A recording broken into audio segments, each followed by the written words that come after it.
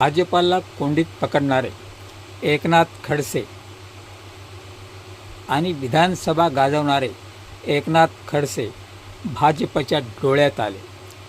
त्यातले त्यात भाजपाचे संकटमोचक गिरीश महाजन यांचे काही व्हिडिओ एकनाथ खडसेंनी बाहेर काढले आणि दररोज पत्रकार परिषदा घेऊन प्रफुल्ल लोढामार्फत एक पुरावे बाहेर काढून गिरीश महाजनांना अडचणीत आणणारे एकनाथ खडसे आता भाजपला डोईजड वाटायला लागले. म्हणूनच एकनाथ शिंदेंच्या जावई रोहिणी खडसेंचे पती प्रांजल खेवलकरांना एका हाऊस पार्टीमध्ये असताना त्याला रेव पार्टी असं नाव देऊन त्यामध्ये दारू, हुक्का आणि अंमली पदार्थ याचं सेवन केल्याच्या आरोपावरून अटक करण्यात आली आहे.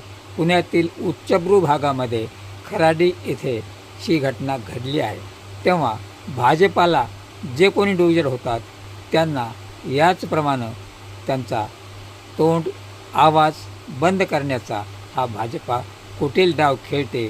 तेव्हा मुद्दाम खडसेंना किंवा रोहिणी खडसेंना हे कुठे सापडत नाहीत, तेव्हा त्यांच्या नातेवाईकांना टार्गेट करून एकनाथ खडसेंचा आवाज दाबण्याचं काम हे भाजपवाले करत आहेत.